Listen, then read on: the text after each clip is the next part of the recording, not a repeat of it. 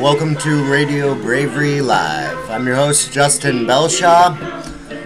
Right after the mainstream media wanting your soul, which will be bringing us in by Adam Freeland, we've got a special report by John Bound from Infowars.com about the traitor George Your cell phone, Soros. your wallet, your time, your ideas, no barcode, no party, no ID, no beers, your bank card, your license, your thoughts, your fears, no SIM card, no disco, no photo, not here, your blood, your sweat, your passions, your regrets, your profits, your time off, your fashions, your sex, your pills, your grass, your tits, your ass, your laughs, your balls. We want your soul, your house, your home, your life, your cash, your house, your home. We want your soul, your house, your home, your life, your cash, your house, your home. We want your soul. Your habits, your fads, your fears. Give us your address, your shoe size, your years, your digits, your plans, your number, your eyes, your schedule, your desktop, your details, your life. Show us your children, your photos, your home.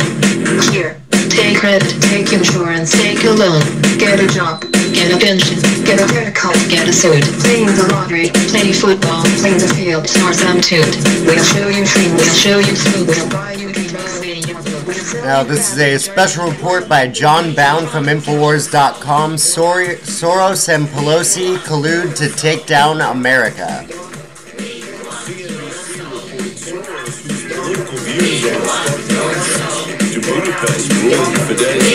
Said Monday he had been targeted by an administration stoking anti-Muslim sentiment and employing anti-Semitic tropes reminiscent of the 1930s. Sorry, George, the Nazi-esque techniques being used against you excuse doesn't add up when you are on record of actually being proud of turning in your fellow Jews during the Holocaust.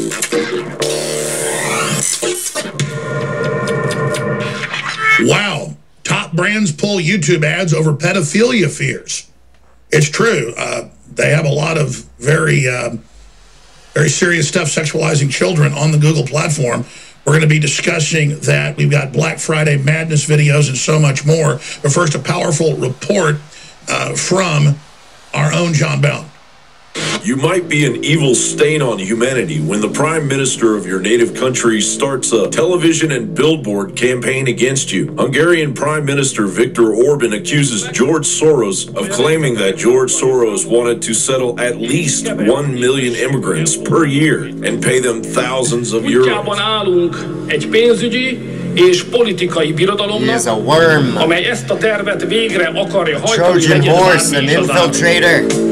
Ne kerteljünk, a Soros terv végrehajtása érdekében egész Európában el akarják takarítani az útból a nemzeti érdekeket képviselő kormányokat, ideértve bennünket is.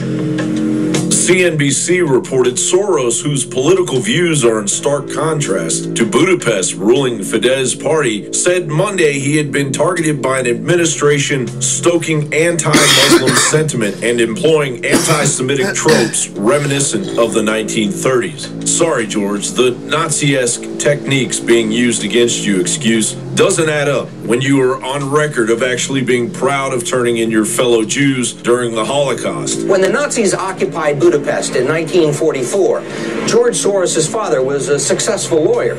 He lived on an island in the Danube and liked to commute to work in a rowboat. But knowing there were problems ahead for the Jews, he decided to split his family up. He bought them forged papers, and he bribed a government official to take 14-year-old George Soros in and swear that he was his Christian godson. But survival carried a heavy price tag. While hundreds of thousands of Hungarian Jews were being shipped off to the death camps, George Soros accompanied his phony godfather on his appointed rounds, confiscating property from the Jews. No problem at all. No feeling of guilt. No. For example, that I'm Jewish, and here I am watching these people go. I could just as easily be there. I should be there. None of that. Well, actually, funny way, it's just like in markets, that if I weren't there, Of course, I wasn't doing it, but somebody else would he wasn't be taking doing it. It wasn't him. He was just a procurer. I was only a spectator. The property was being taken away. Just a procurer. Meanwhile, the leaders and deep pockets attempting to overthrow the country with a variety of anti-American leftist foundations sat down together at the La Costa Resort in Carlsbad, California, to discuss a summit that was intended to remain confidential. However, the Washington Free Beacon obtained the internal documents of the summit, reporting the Democracy Alliance is a safe place for donors and activists to meet. Guests are instructed not to share members' names with the press and not to post to any social media sites, to contact Democracy Alliance if the media or a blogger contacts them, and to refrain from leaving sensitive materials out where others may find them. This latter directive was obviously ignored. The agenda for the meeting, titled Beyond #Resistance, Reclaiming Our Progressive Future, lays out 3 full days of events. Agendas included the fight against Trump's tax proposal, the war against climate change deniers, and a plan of attack on waging war against the progressives' version of so-called fake news. And I don't mean CNN. Notable speakers included one of the Democratic Party's propaganda outlets, Brave New Films, a talk with United States public enemy #1 George Soros, which will be followed by dinner with Nancy Pelosi, spewing out a myriad of fabrications about what Americans really want. So rest assured, when the elitists aren't on the beach playing golf or buying Gucci handbags, they will be hard at work figuring out how to take down the exponential populism of the American people with their army of leftist foundations. John Bound reporting for Infowars.com. What a spot-on report John Bound can always do. He can always nail what I'm trying to say in an hour in 3 minutes. That guy is very good at special reports. So always stoked to link to Infowars.com and John Bound. But thank you for joining me today on this live edition of Radio Bravery. I'm your host, Justin Belshaw. Let's jump into some of the news right now. Today is obviously November 26, 2017. It's about 2 p.m. And I'm going to continue to try to do a show here every day. I will be out of town for the next day or two, but I plan on doing at least a small special report at least every day here to continue to keep up on the news. So let's look at this, NBCnews.com, because here at Radio Bravery, we link to liberal websites every single day. And the liberals don't link to us. They don't link to real news, but I link to them when they produce real news, but no biggie, no biggie. I am an open mind here. A clean slate. Non-biased, not a part of the left-right paradigm. I am non-political, only a bystander, watching the truth and bringing it to you as well as I can. Representative John Conyers steps down from committee leadership position amid harassment accusations. Now, I heard Mike Cernovich talking about this 6 days ago, and how he had a ranking member of Congress who was going to be in some big trouble because he has been offering $10,000 to anybody who can give him any names off of the list of people that are using our taxpayer money to pay out sexual harassment claims in the Congress and Senate. So, very interesting. We actually have Mike Cernovich basically giving that story to BuzzFeed, which leads me to this next article from the Washington Compost.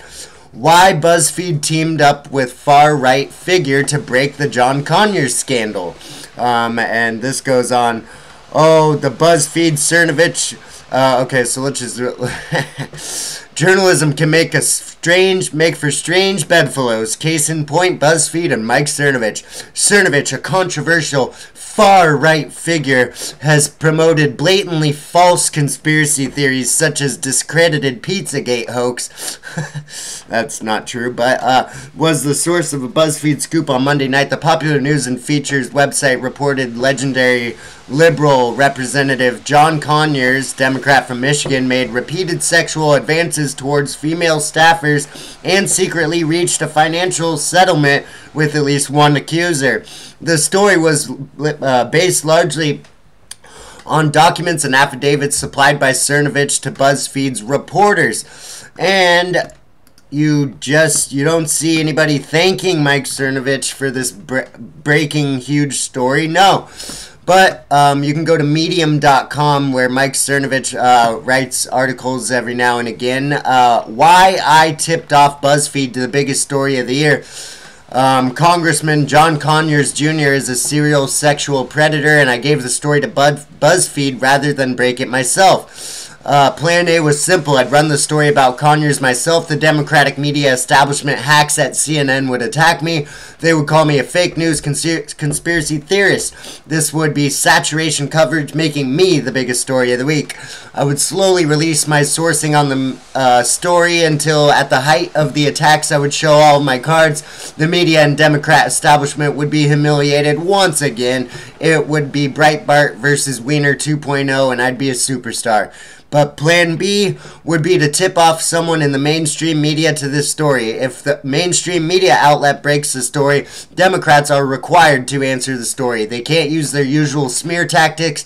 They can't say, we don't respond to conspiracy theorists like Mike Cernovich. By going to the media, my reasoning went, the information gets out. This is how to hold Congress accountable and demand they unseal their hidden record of sexual abuse. And I would like to just give mad props to Mike Cernovich for doing this. It's a really humble, big man move to give a breaking story like this just to make sure that it does get out and we do find out the truth about this guy, John Conyers Jr., being a sexual predator.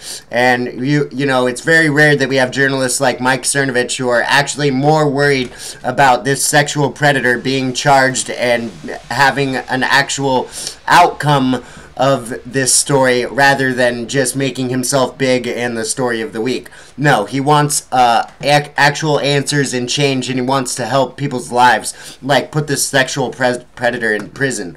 So he gave the story to BuzzFeed and let them have it. But then, you know, you get, well, firstly, because of what Mike Cernovich did, giving the story over to BuzzFeed. Look at this. Conyers steps down aside from Judiciary Post amid sex allegations. This is from the Associated Press, APnews.com.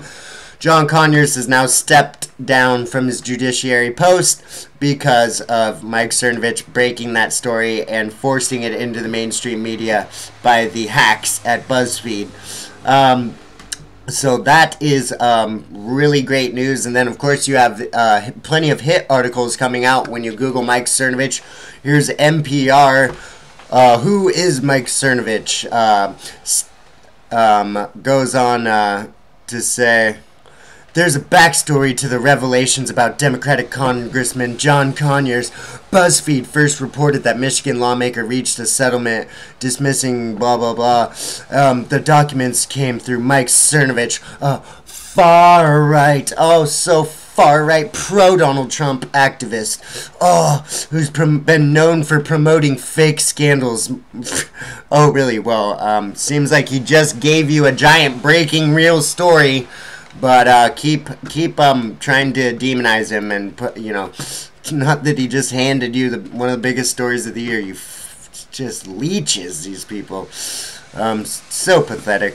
Let's move on to this next story. This one is very interesting as we're really starting to hit a peak here in Hollywood, as the swamp is like circling the drain right now. You can just watch these pedophiles draining out. We're not finished yet. From the DailyMail.com, LAPD predicts even bigger name stars will face sex crime probes as it reveals there are 28 open investigations linked to Hollywood. Oh, buddy. This is getting beautiful. The LAPD says it has 28 open sex crime investigations linked to Hollywood and the media and expects even more will come. LAPD has 2 teams of detectives working on alleged sex crimes on its books. It says it has also passed on 37 sex crime reports to other jurisdictions involving Hollywood. that they weren't able to take on because they have 28 open investigations currently. So they had to turn down in their Hollywood jurisdiction in the LAPD the 37 other cases outside their jurisdiction that they're still getting reports of. Police Chief Charlie Beck says that there's many more expected to come. He's also hired cold case experts to help deal with the historical accusations. He's promised to treat everyone who comes forward seriously, and we will drain the swamp. Oh, it just feels good watching these pedophiles fall. Let's move forward to this next article from the Wall Street Journal. YouTube faces fresh backlash after ads appear near pedophile comments. Oh, really? Wow, that's really interesting. A fresh wave of advertisers have suspended commercials on YouTube after their ads showed up next to videos that appeared to attract pedophile viewers. Oh, yes, this is an epidemic on YouTube and Twitter and Periscope right now of pedophilic videos and groups of pedophiles, their little pedo groups, just watching sick, gross webcam things that are, you wouldn't even know are going on YouTube. And, you know, no one wants to know about it, but we need to find out about it so we can stop it. It is really bad, and I'm working on a report right now to cover the sexual abuse, the pedophilic abuse that's going on YouTube right now, that they constantly allow every day on YouTube. They don't check the pedophilia. They don't check the 13-year-old girl on a webcam by herself. They don't check the 8-year-old girl on a webcam by herself. But they want to shut down my videos. They want to shut down Alex Jones's videos. They want to shut down real news. But they don't want to shut down pedophilic videos with sick guys with a sock on their little tiny wiener freaking looking at little 8-year-old girls on a webcam. That's totally normal to YouTube and Salon.com, and CNN probably will endorse it. But, you know, people like me trying to stop kids from being kidnapped and put into sex slavery, we'd better stop my videos because mine are the real problem. Colorado judge orders child sex trafficker to 472 years in prison. This is the longest child sex trafficking sentence ever in the history of the U.S. This piece of pedophile shit. Brock Franklin, 31 years old, convicted on 31 counts, including soliciting for child prostitution, sexual assault, and kidnapping. Prosecutors received cooperation from 3 girls and 5 women during the case. I can't begin to even explain what he did to my life, one of the victims said. Franklin's lawyers asked for the minimum sentence of 96 years. But the judge threw the book right up his ass and fucking gave him 472 years, you piece of garbage. The biggest, most hardest case ever laid out against sex traffickers here in the U.S., and Colorado Attorney General is doing it. That is so just great. I just want to commend the Attorney General's office in Colorado for making an example out of these dirty scum. And this is just the beginning. This is just the beginning, pedophiles. You better run and you better hide and you better not touch another kid, because you're going down and you're gonna get 472 years in prison. That's gonna be the new average, you guys. That's gonna be the new minimum for pedophiles. You're gonna die in prison getting ass raped by a bunch of pieces of garbage right next to you. Oh, we should just put the pedophiles in their own pedophile prison. Just have them all just be together in their little sicko den. Digital entertainment network on prison. Yeah. Oh, God. These people are just disgusting. I just love to see them circling the drain. As he investigates Trump's aide's Robert Mueller's record shows surprising flaws. Whoa, no way! Connections to Uranium One and handing over uranium to Russia? Maybe. Uh-oh. Yeah, this is from the LA Times, folks. If you were wondering if it was a mainstream news article, usually is. You just don't see them unless you find them probably here or Drudge Report or Infowars.com, because kind of what we do is we just aggregate other news. It's a news aggregation. I bring you the LA Times article. You tell me I'm fake news. I tell you it's LA Times. I win. That's just kind of how it goes, you know. I show you the proof because I look up the research, and they're all from mainstream media that is actually producing real news here and there. But you only look at fake news. You're addicted to fake news, guys, not me. I look for the real stuff and I weed it out. That's why we're at the LA Times right now. When he was named special counselor in May, Robert S. Mueller III was hailed as an ideal lawman, deeply experienced, straight-laced, and nonpartisan. Oh, was he? I thought he was Barack Obama's sock puppet, but to investigate whether President Trump's campaign had helped with Russian meddling in the 2016 presidential election. The accolades squared with Mueller's valor as a Marine, blah, blah, blah, blah, blah. Oh, he was praised in the courtroom, blah, blah, blah. But at 73, Mueller has a record that shows a man of fallible judgment who can be slow to alter his chosen course. At times he has intimidated or provoked resentment among subordinates, and his tenacious yet linear approach to evaluating evidence led him to fumble the biggest U.S. terrorism investigation since 9/11. Now, as he leads a sprawling investigation aimed at the White House, Mueller's prosecutorial discretion looms over the Trump presidency. And you are just seeing this guy just fumble. Oh, man. So, this is interesting that the LA Times is admitting that Mueller might be losing his footing on this so-called investigation, aka witch hunt. But now we've got the, don't worry, the LA Times does involve itself in, I don't know if I would call it fake news or mentally handicapped news, one of the two. But here's another one from the LA Times. How #Piegate... This is real news, folks. Real news. And when Drudge Report linked to this, the headline was, "Journalists Investigate Sanders Pie."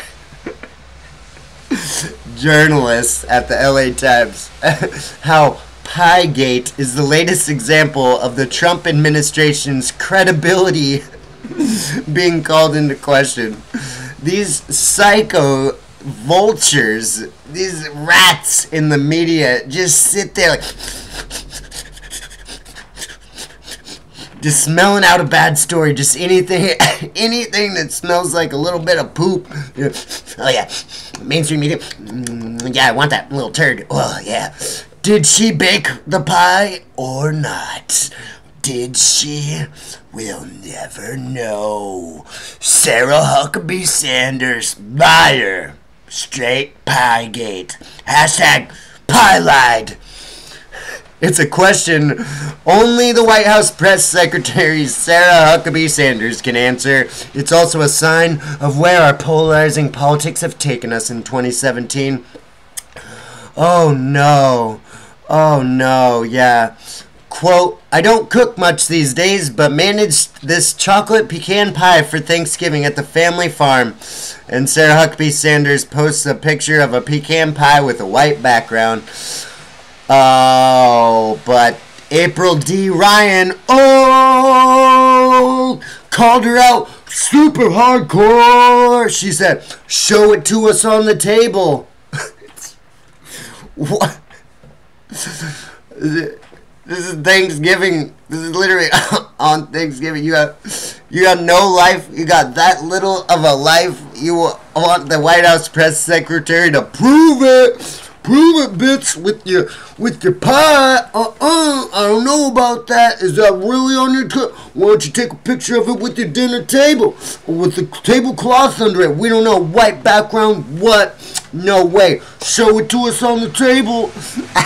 I cannot believe the mainstream media Are you serious? Are you seriously wasting your time worrying about whether a Twitter picture about a pie is real or not? Who gives a flying beep? It is so pathetic. So pathetic, LA Times. Oh my gosh. You sad, sad organization. That's probably some of the most clicks that they'll get all week, too, is on that article. Just people laughing at it. So we've got Yahoo.com right here. Yahoo News. Saudi vows new Islamic alliance will wipe terrorists from the earth. And you now see a drastic change in the rhetoric from Saudi Arabia, from coddling the ISIS terrorists to sounding a lot more like President Donald Trump, wiping the terrorists off the earth. Yeah, I think he said something like he was going to wipe them off the face of the earth or something like that too. It seems like he might have went over there and strong-armed them a bit and gave them a little bit of an ultimatum. Hey, either you round up your pedophile pieces of garbage leadership who have been milking off of your own people for years and giving aid to the terrorists and solace for them to stay safe. You can either do that or you're with me. Or you're against me. And I'm pretty sure that they just decided, you know, I'm kind of scared, and I think the U.S. will probably mess us up. So I think that, yeah, they've just decided to round up their pieces of garbage, and now they say, quote, they will wipe terrorists from the earth. So as much as I do not support a lot of things Saudi Arabia does, most things Saudi Arabia does, but I do support them wiping terrorists from the earth, so that's a good start. I will take it. I will take that. Last couple of articles here I want to cover on this short edition of Radio Bravery Live. This one's from coconuts.co. Bangkok News. Dutch alleged serial pedophile arrested on charges in Hyo Hin. And this is just another on a string of the pedos being rounded up. And this guy is a sicko. Oh my god. He is standing with his shirt off right next to two little kids in his picture too in 2013. Ugh. But Thailand's Department of Special Investigations officers, alongside with a representative from the U.S. Embassy in Netherlands, raided a house in Hyo Hin on Sunday and arrested Dutch alleged serial pedophile Reinoud Klunder on child molestation charges. He was sexually abusing children under the age of 15. This scumbag is now off the streets. One more person in jail and being charged with pedophilia as we drain the swamp worldwide. Lastly, on this special edition of Radio Bravery Live, youtube.com/RadioBravery. Thank you so much again for joining me. Just one last swamp drain article. Suspected pedophile dressed as Santa to get closer to children, police say. This is out of Seattle, Washington. A Missouri man who was known for dressing as Santa Claus during the holidays is facing child molestation charges after a 6-year-old girl came forward and told investigators that he molested her. In a disturbing twist, the young girl's mother reportedly told her to stay quiet about the crimes because the suspect is her boyfriend. 38-year-old Anthony Hall Monday was arrested while working at AutoZone in Garden City, Missouri. This article is coming out of Seattle, but I guess this happened in Missouri. But one more disgusting piece of pedophile scum off the street. The Missouri Penal Code, I hope, throws the entire book right at him. So, thank you so much for joining me live. I will be back tomorrow with a short special report as well. And please remember to subscribe. Thank you so much. I have 2 more subscribers now. 20 subscribers on youtube.com/RadioBravery. And I'm going to try to be here a lot more often, a lot more live, and with a lot more news. Thank you so much for joining me. See you next time.